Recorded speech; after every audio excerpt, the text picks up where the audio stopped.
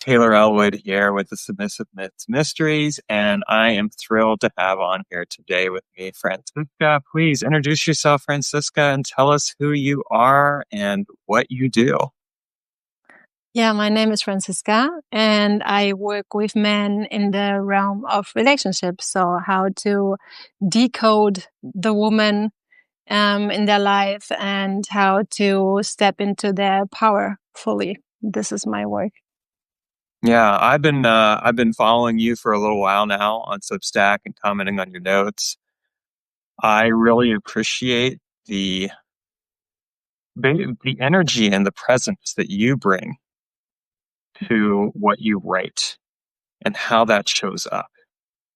And I think one of the challenges that I would observe about men is that they really struggle with their own presence. And as a result, it creates a leaky relationship when it comes to the relationship that they have with women. And I'm curious as to what your thoughts are on that, if you agree with that or if you would take it in a different direction. Well, I think presence is very much a very rare good nowadays because, well, practically everything in our world is distracting us and pulling us out of our bodies. So it's very special if someone is present because it takes a lot from us. And it's a lot of work to get there and to hold your focus and to stay steady. So I also think that this is one part why so many relationships suck. This is my observation. Because we are not connected with ourselves. We're not connected with our bodies. And this really shows in relationships. It also shows in life, but you can kind of outperform it in a way if you want to, but in relationships you can't really. You're like when you push the dog's nose into their own shit, to make them have a lesson. This is how relationships are in my view. You really are confronted with who you are. No, there's truth to that. I'm going to comment on that in a moment, but I want to first just welcome the people that have joined. We've had Jamie, Alexandru, Colino, Uncharted Father, Sheena, my sweetheart Sheena, and Chris joined. So welcome all of you. One thing that I like to do with these live broadcasts is that first greet people, but also to invite people to offer comments and questions as we're doing this. So, as you go through, as you're listening to us, if you have questions, if you have comments, please feel free to drop those in. And at an opportune moment, I will be more than happy to share that as we have this conversation. So, you said earlier, and I think that this is really a key thing, that, relationships call us in. That's how I'm going to take what you said, but they call us in. Like, it's an interesting reality. Like, I was on a Zoom with my beloved earlier because she lives up in Canada. I live here in the US, and we talk every day. And I was sharing some stuff that I'd been working on, but then I started to get a little critical about myself. And she called it in and she's like, you need to just fill that part of yourself. You did a lot. Celebrate that. Be with it. And I loved it. It was calling me into presence. And sometimes I do the same thing for her. It's true. We can't escape that in relationship. And you mentioned distractions. I think that, you were talking about like the body, like people not being in their bodies. So what would be a suggestion that you would have for either a man or a woman or regardless, like to get back into their bodies? Like, what's one thing that we could do like today, if we wanted to get into our bodies and to be more present with ourselves? Because I don't think you can be present with other people without learning how to be first present with yourself as well. Yeah, I think so too. So, I mean, one way to be present in the body is to use the body, but I think it goes further than this. I'm just thinking about a friend of mine, and she was a ballet dancer. And she said, like, back in the days, she was using her body so much. She was doing so much with her body, but she didn't feel it. So using the body doesn't mean you really feel it from the inside. And Well, in my eyes, sexuality is just a great way to get into the body and to be present in the body with the sensation, and especially all these tantric, Taoist practices you can do, which go like they're just not like superficial sexuality, but they really go deep into the flesh and into the energetics of the body. So this is how I certainly cultivated a lot of presence in myself. Meditation is great. And actually just to sit with where you are and just not run away is great already, because we do that on a constant level. Actually, we just, I observe myself oftentimes just like running to the next thing, or I'm not feeling great, so I'm just doing something, and to sit with it and breathe in it, it's actually like a great relief, because you feel like you're not dying. You are still alive, and it's okay. And it's just like a feeling. And I think that's one of the first things. And I also observed that in coaching, is that the urge to run away is so big. And if we can manage to stay with whatever we feel and wherever we are, that's just a great start to cultivate presence. And it also means if I can stay with very uncomfortable feelings in myself, I can do that with other people too. I can do that with my lover too. Mm-hmm. Welcome, Pam. Welcome, the Masculine Institute. Glad to have you all here. Oh, Mark is here. Yeah, is that the Masculine Institute, Mark? Is that his name? Yeah, it's his name. Mm-hmm. Okay, hi, Mark. Well, this is and this is really key. Like being able to be with the uncomfortable things, being with the uncomfortable sensations. Yeah. I think is absolutely true. It's interesting because when you talk about like people running away, like it is very easy to get caught up in I think in the busy, right? Like, oh, there's so many things I can do. And it's true. Like, I can do like a physical exercise and still not be connected with my body. My body might be experiencing something that doesn't necessarily mean I'm fully grounded and present with it. Yeah. So one of the things that I notice about your notes a lot of times, and again, that I really appreciate, is that you'll talk about like the cost of the lack of presence. What is it, in your opinion, that women want from men when it comes to relationship and how men show up? What is the one thing that men are lacking in that they need to maybe be showing up with more for women to be fully grounded and safe with them? I don't know if it's one thing. I think it's a combination of at least two things in my eyes. And I would say Okay, if I would, sure. yeah. So if I would break it down, I would say it's loving presence. So presence with love for her. And it's a cultivation of their dangerous part. I talk about that a lot too, because I see, at least in the Western world, that's something that decreases, and in men certainly. And I felt that in many. I mean, I dated a lot, and most men didn't have it anymore. It was kind of like buried or like pushed aside, or it was like overly lived, like accentuated. So I think the combination of this presence with love and their dangerous side, which can also protect her, but also like take her in the right way whenever she needs that, is like a very good combination for a man. Mm. Yeah, that really lands with me. I think that there is something very important about having that loving presence. I would add to that I think that for what I've observed is that for a man to have a loving presence with somebody else, he's also got to learn how to love, care, and respect for himself. And interestingly enough, I think that actually leads into the experience of being a danger. That thing where a man can be in that danger energy. because when I know myself well enough to know like what I need to do to take care of myself and show up, then I'm also able to show up in relationship to the world around me and know like that I can handle that. And that as a result, the way that I connect with her is going to be much deeper because I can meet her where Yeah. she's at.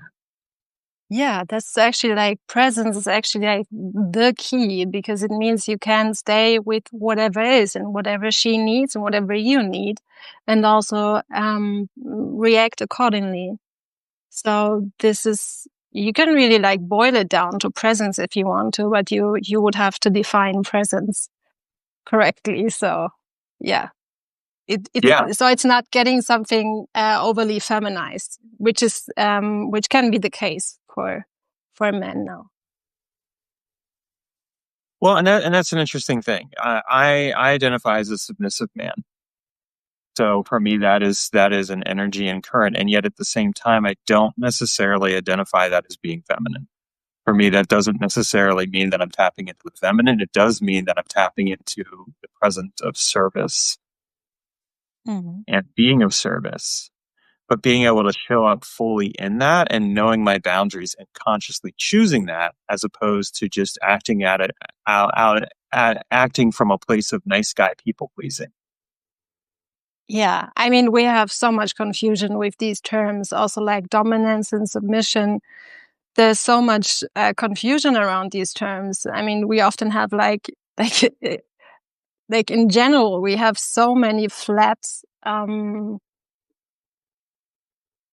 ideas of things that are not flat. And submission and dominance is not flat. They both are pretty much packed with sovereignty. But we really have to go into that. And with feminine and masculine, it's the same. I mean, it's always this idea that feminine is weak and masculine is, I don't know, aggressive or whatever. You know, I mean, this is not true, but for many, they still think that way. And so I think we really have to unpack these terms. And submission surely is not a lack of sovereignty. It's really much connected to your needs and your body and your wants, and you can totally like direct the stage from that place if you want. Yeah, I call it sovereign submission because Yeah. it's really operating from a place of sovereignty, knowing that I can give my sacred yes and my no to my mistress, and knowing that she can hold that and that I can show up then in presence and service to her. And at the same time, knowing like there is this very much this receiving of her, allowing her to penetrate my heart, even as I may show up and penetrate in other ways. So there is very much that presence, that power. It's creating that container and being able to fully connect with it in a place of confidence and ease and power, instead of connecting from a place of, I hope she'll approve of me. I hope that in clinginess and neediness, which is very much the opposite of sovereignty in any of its forms. Yeah. Yeah, but we're not used to sovereignty. That's why we kind of attach the lack of sovereignty to everything, because this is how we can understand it better, apparently. But it's just not true. Like, there's so much sovereignty in being a human, actually. So before we unpack that a little further, I'm just going to invite anyone who's on here to leave a comment, ask questions. I see that Mark said, "This is great, guys. Hi, sunshine." So I think he was saying hello to you on that one. And let's talk then about sovereignty. What, in your experience, and we've kind of been talking about it, but what is sovereignty? What does it mean to be sovereign? And how does that show up in the way that people connect with each other? Well, for me, it means being in charge of your own decisions, your own reactions, your own feelings. And I think I just recently put out a note saying free will does indeed exist. And someone said, well, it does not, but it's still nice to hear. And I was like, well, no, that's not true. And I remember many stories today. And now I remember like my grandma, she had like 2 strokes. And after the second stroke, she was kind of between worlds. And then she said, the free will starts much earlier. And I think that's really true. So we have a free will as humans and as souls probably too, the way we choose life, what kind of life we choose. And, so in a relationship, I would say, it's the way how we show up and the work that we do for ourselves to really be in charge and to not be in the grip of these old stories that we carry, and I don't know, guilt and shame and all these things can come up, but how we deal with that is then the question, and this is up to us. So I think we have free will, and we can really choose how we do this life, and it's not the easy path, for sure not. It's a much harder path. It means that you unpack your whole life. It means that you really go into the flesh and you really confront yourself. And many don't want to do that. And this is why they say, well, free will doesn't exist. But it's just the easy way out. In fact, it does exist, but you need to be ready to do the work and to get very uncomfortable with, looking into the mirror. It strikes me as actually, it seems like the easy way out, but it's not. It's the doorway to being a victim to suffering. It's like, like it's reactivity as opposed to responsibility. Yeah, true. One of the core principles that I have in the work that I do with other submissive men is around the concept of responsibility. And I like to break it down to two words. It's response and ability, because it's the ability to respond. Mm-hmm. I can react to a situation and triggers and all those other things, or I can say, all right, I have the ability to respond. I have the ability to be present and make a choice, a conscious choice. And that doesn't mean that uncomfortable emotions won't come up, or sensations or experiences. It doesn't mean that I'm not going to be confronted by traumas or any of those other things, but I get the choice to respond to that. And what I see, how I see that showing up in relationship is that I get the choice to respond to that in a way that says to my beloved, I've got you. I can handle you. I can be fully here. And that she can do the same. That she can say, I've got you. I can handle you. And I will say, this is an interesting thing, that Sheena is the only person in my life that has ever said, I've got you, as a woman. I've had men say that before, but it's been a fascinating thing to observe. And it is operating from that place of sovereignty, that place of just knowing I can choose the response instead of just reacting and being a victim. Mm-hmm. So I agree with you. Free will is, what were you going to say? And I want to add to that,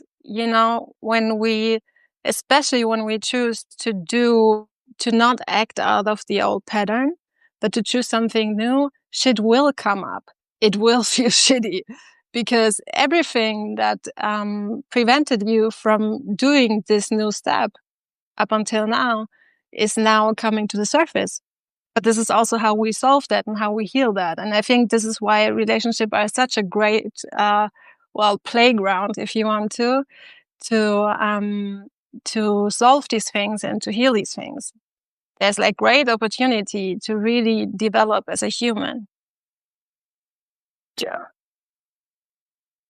The interesting thing that I find is that when I work with men, and I'm curious if your experience is the same, that what I found with the men that I've worked with is a lot of times what they want to know is, can I handle their intensity? Can I handle their secret life? Have you found that to be true in your work with them, when you're working with them on their relationships and helping them to show up in a different way? Well, it never was a question, but there's something in me that communicates to people that I can, and that I in fact want to see it. And so this never was a question where I was always one where people like to tell me, their stories, and they felt free to tell me everything, and also like the nasty stuff, like especially the nasty stuff, because I'm not very much into taboos, and especially, you know, when there is something in our life, I think there shouldn't be shame or guilt attached to it, because it's just like part of us and there's a reason for it. So, and I really feel that it's not something that I learned or that I convinced myself to, or like a mantra I say daily. It's just like part of my nature. And I think people feel that. So, but I think they benefit from it because we have so much restriction in our world and so much, this is how it should be. And it's, it's not helping. It occurs to me actually that it's part of what is actually taking away from the presence. Yeah. Because it's like, oh, I have all these burdens that I'm holding on to, this shame, this guilt, or whatever else for the things that I've done or not done or whatever. And it actually is taking away from the power, because that power is being put into all of those things instead of being directed in a way that's actually useful and helpful. Yeah, fully agree. So folks, if you have questions or comments as we continue on, I invite you to drop those in. Great opportunity to connect with us. It's one of the reasons I love doing these lives, because it actually gives all of us a chance to participate in the conversation. But yes, it's me and Franziska talking back and forth. But if you have things you want to share, I invite you to do that.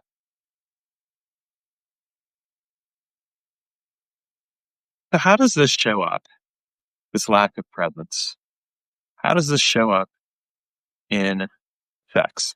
Let's talk about sex for a moment here, because this is, I think, the challenge that I see for so many people a lot of the time in terms of their flirting, their sexual relationships, all those other things. So you want to know, like, in terms of sex now, or like in general in relationships? In terms of sex, like, how does it show up with sex? With sex, I think you can really say, like, every time, I'm sorry, I was just distracted, but there's a comment, right? Yeah, we'll get to that. Yeah. Every time someone is not present, he will start to perform. Let's just say he. Well, it can also be a she, of course. And in sex, that's really much like detrimental, because he can't feel and sense and see where she's at. And you know, when we talk about dominance and submission, I can tell you like how many men I met who told me in advance how fucking dominant they are in bed. And they sat in front of me and they didn't have an ounce of like authority in them. And so they thought they might just put on the switch, you know, when it comes to sex. And then they are dominant and I should somehow like buy it from them. But it also, with like good dominance, means like a hell lot of presence, because you have to be so present and so also like kind of detached from what you want, and to really feel into the other person. And it's really like, for me, it's funny that so many men think they are dominant when they're not present at all. They cannot sense what she wants. Like, often dominance is like a cupboard for I just get what I want, you know? And good dominance means actually like feeling into the other person. And well, this is for me how it shows up in sex. Like you don't realize what you're doing. You just do your own thing. You're kind of in your own world and not really sensing the other person. You don't sense your lover. You don't sense what she needs. And, you know, like most people have really shitty sex, and this is because of that. Yeah. When was the last time, this is for the audience, when was the last time that you paid full attention to your partner? Like, we're really tuned in. Me? No, not you, the audience. I'm asking that question to the audience. It's something to consider. I believe, in your case, I fully believe, I have no doubt to believe that you are capable. That shows up, even in just how present you are here. But for the audience, this is just a question to consider because it's really important.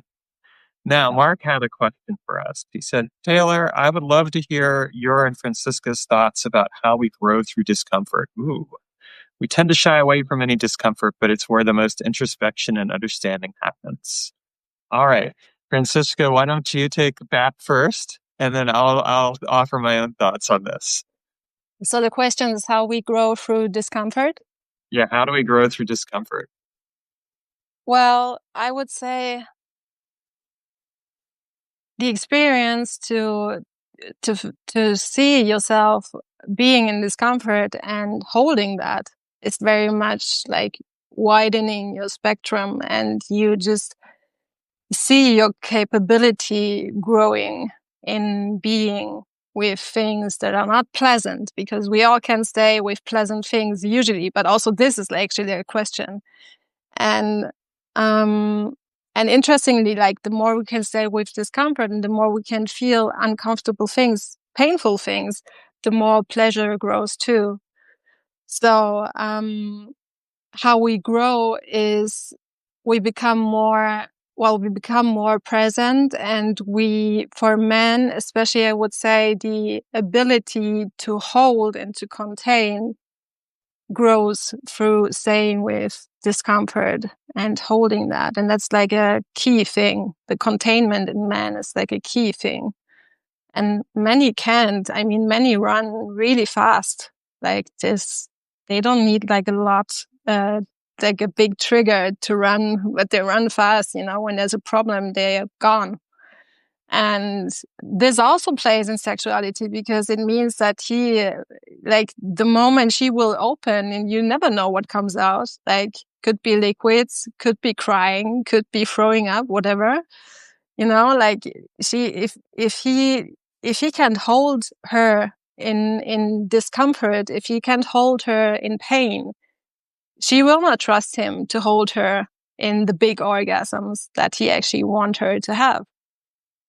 We need to do these connections because it is connected. Yeah, no, I agree with that fully. And here's what I would offer. My perspective on that is treat your discomfort as an edge. Lean into it. Surrender to it. Invite it in. I use my discomfort to spur on growth. I use it to fuel. I treat it as, here's this opportunity for me to take something, an edge that I'm at, and do what I need to do something with it. And I think it's interesting because there was something that somebody said the other day. It was in a class I was attending. He said, implementation is how you face your fear. Because if you do something, then you're doing something with it. You're not letting your fear get in the way. And I think it's the same thing with discomfort. When I can be in my own discomfort and hold that, then I know I can also hold the discomfort or anger or sadness or anything else that comes up when I'm with Sheena, when I'm with my beloved. I know I can fully hold that and handle it, and know that in the moment that she can relax into that and know that I can handle that. And if I can handle her in those moments, then yes, I can handle her in the moments where there is joy and bliss and everything else. It's interesting too, because our ability to hold that discomfort is also our ability to be fully present with the joy and bliss, because joy and bliss can be really fucking uncomfortable sometimes. Overwhelming. Yeah. Yeah. There's something really powerful about that. It is interesting because I think a lot of times people will lean toward the idea of like pleasure. And it's like pleasure is great, but pleasure without presence it is just a distraction. It's not real. It does become performative. Okay. Yeah, and pleasure can also it can fast go into quick dopamine stuff. and then it gets hollow, and it's not, it's not grounded anymore. And we actually need, there's often this pairing of pleasure and pain, and I think that's for a reason. We need both.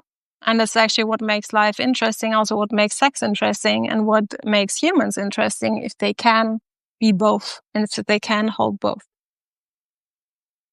Sheena responded and said, I find having a container of presence in partnership allows discomfort to be fully met. If there's a commitment to being fully in, and there's no doubt that container creates a sense of embodied and psychological safety for whatever shows up. Yeah, that's a really interesting point. And so this actually brings something to mind, which is this concept of being in. It seems to me, when I look at relationships these days, that it is really easy to leave relationships, and a lot of people do. And I say this as somebody who's been divorced twice, so I'm not throwing stones at glass houses here, because I've been there, done that. And what I've discovered in all of that is that there is this thing that as long as I have a foot out the door, I'm never going to fully show up for myself, let alone for her. What do you think about this quality of inness as it pertains to relationship? How important is it? Very important. I think the whole notion that we have right now in dating, we do, I don't know, like maybe Berlin is heightened in that sense, but we have like a lot of casual dating, open relationship. I've been there too, but I can say it's either a segue into ending the relationship, or it's a way to bypass commitment.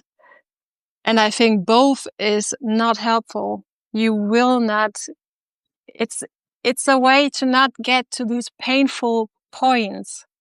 And I think because we are now, we live in this world where we feel like we don't have to, because we can just, like, everything we want is just one click away. And we kind of apply that to relationships too, but it just doesn't work. It's not how this works. And where we are in regards to relationship and dating, many people complain, but I think it's just like a mirror of where we stand in regards to our personal development. And so I would say, like, either you're in a relationship or you're not. Like, these middle things that we now choose that are so weird for me, and they don't work. And whenever I saw that, or someone told me that they're like whatever, polyamorous or whatever, I was like, wow, that's sad. It's really sad. I'm sorry for you. That's how I feel, because it feels poor to me. And this is not to judge anyone, but I feel like it's just a way to bypass certain things. So I'm not for it. I definitely think that there is an importance to the commitment. Like, am I really committed to this person? Am I committed to the relationships? Now, I will share that I'm actually in a throuple. I'm with Sheena and her partner, her husband as well. And so we have that. But even that has taken a level of commitment, because it's been a commitment to all three. It's not just a commitment to her. It's not just a commitment to me. It's also a commitment to him. And so the way that we show up together plays a significant role, because if we're not all in with each other, it's not going to work.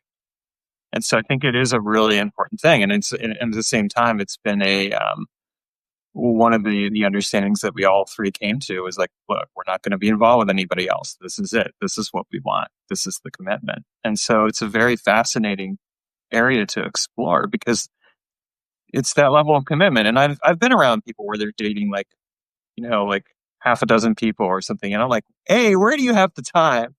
And B, like, how can you really fully show up for that person? It's again, it's really leaky energy at a certain point. And if that's what works for you at the time, great. But yeah, there's something there. It's not going to bring the presence No, that people want. it's not. No, it's not. Yeah, you're not gonna be in like you're not gonna show up the same way. It's not working. I don't believe that. Can I ask you a question? Is that like, so it's you and she now, or are you also connected in any relational way with her husband? Because I Oh, didn't know that. yeah, I am connected relationally with him. We've become really good friends. We do, I consider him my brother. The way that we connect, we purposely do. We have a game that we play, all three of us, because we do voice notes each day, called Question of the Day, where we each ask a question and all three of us answer the question.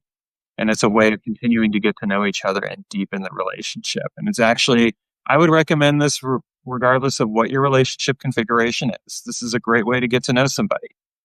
This is what I actually really used as kind of the gauge for the relationship was, let's really spend some time getting to know each other on multiple levels. And from pretty much the very beginning of getting involved with Sheena, I made it clear on my end. I was like, I want to get to know her husband as well. And so, that became one of those things where it pretty much like a month or two in, it just kind of naturally morphed into that. And then we do a game night every week. We like to play board games. We do it virtually right now, unless I'm visiting them, but we do board games, and just spend some time there and talking and playing and connecting. So it's very much an intentional container where the three of us are connecting and having conversations. It's never just, and sometimes, yeah, it's just me and her, or me and him, talking about something or whatever. But the point is that we've very intentionally chosen to create a relationship where all three of us are together and end with each other. And I think that is absolutely essential. It wouldn't be able to work any other way. Not in a way that would really create a lasting relationship. It's going where we're going to all three support each other and be with each other. Mm-hmm. Okay, interesting. So I think it is possible, but I also think it's that again, it depends on the level of work that people want to do. There's a reality too that the more relationships you add, the more work you have to do. So if you have too many relationships, there's no way you're going to be able to show up in full presence with Yeah, and those I mean, it's like people. it's very likely that if one relationship is not so comfortable right now, you just move to the other one, and I think this is what happens oftentimes. So we go Right, from pleasure to pleasure, which becomes very empty then with time. right. And it's not real. Mm. So being able to be fully in this case with two other people, means being in with the uncomfortable moments as well as the comfortable moments. It's not, it's definitely not something I would recommend for somebody who's not fully committed to being in with themselves either. I think that that's a huge part of the component, is that in being in with myself, trusting myself, loving myself, respecting myself, and knowing like what I want, then I can speak up for that. And that's the other thing that I find, at least in terms of men lacking presence, is a lot of times men don't speak up for what they want or need. So it's really hard to trust them if they don't do that. Yeah, it seems that most men learn to tend to others' needs, but didn't learn to well, what they should get in return. Not because it's not about 50-50, but like respect and also having their needs met. Seems to be like a big gap, I feel. I definitely think it's a gap. So let's speak to that. Like in your experience, what is something that men could be doing differently or better around that? I mean, I have my own thoughts on that, but I want to hear what your thoughts are. Different. What do you mean exactly? What can men be doing better to attend to themselves, take care of themselves, so that they can show up with more awareness and presence in relationship to somebody else? So I think oftentimes men learn that through pain. So they have very painful experiences with women, for example, and then they start to learn what they actually need and what they want. And apart from that, if you start to feel into yourself, and this might sound a bit cryptic, but I can't really say it better, I think, and to feel what you feel and to recognize that's very helpful. And you know what the interesting thing for me is that, because oftentimes I see this notion that, or hear it, that men are not as intuitive. But my experience from the conversations I had with men and the men I work with, they pretty much know. And when you trace that back, they have like a situation, like a really shitty situation with a woman or in their workplace. And when you trace it back, you hear how they knew it initially, that what they should have done, but they didn't listen to it. So I think actually men know, but they don't listen to it. That's my feeling. Yeah, And they don't trust this inner voice. Yeah, this speaks to something I've seen talked about elsewhere and something I've talked about, which is the sensitive hearts of men. Men have sensitive hearts.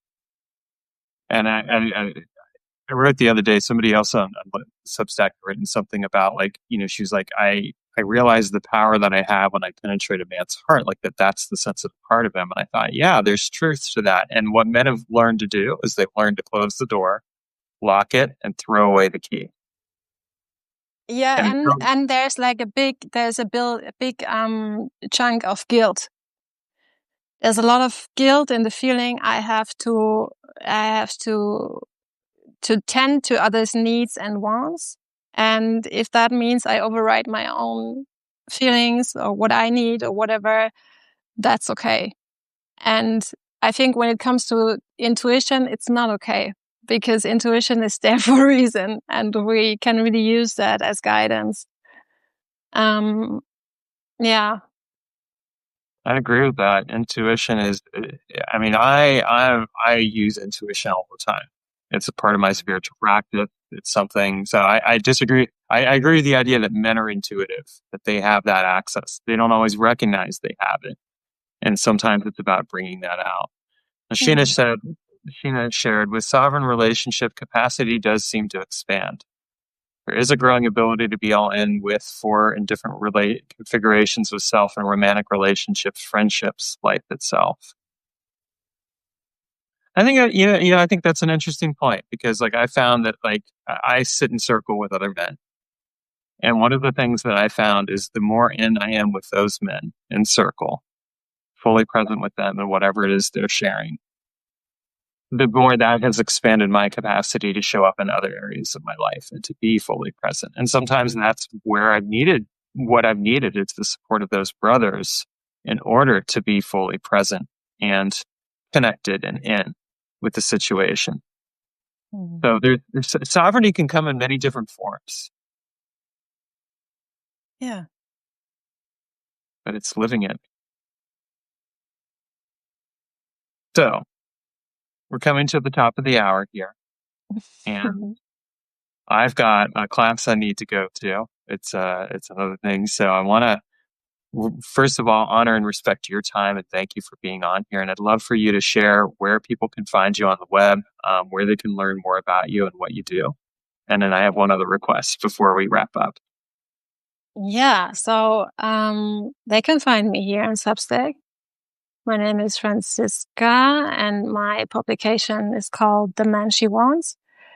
I have a homepage. It's actually, you can find it all in that. On Substack here, I'm also on Instagram. You will post it on Instagram too, right? And there, my name is Francisca Zar. They can find me there.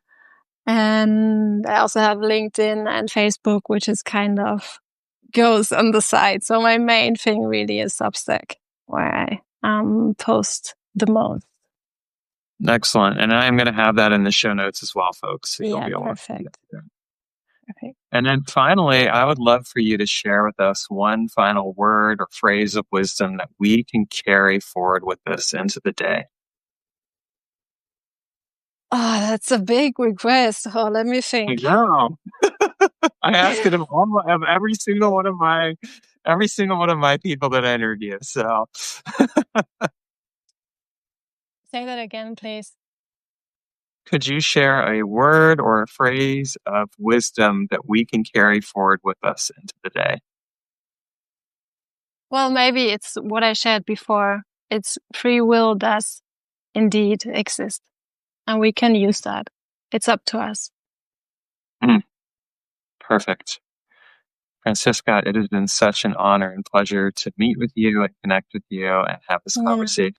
And I look forward to continuing to get to know you as time goes on and to share this with other people out there in Substack and in general. So thank you for coming on to the Submissive Thank you Feminist. so much. Thank you so much for hosting.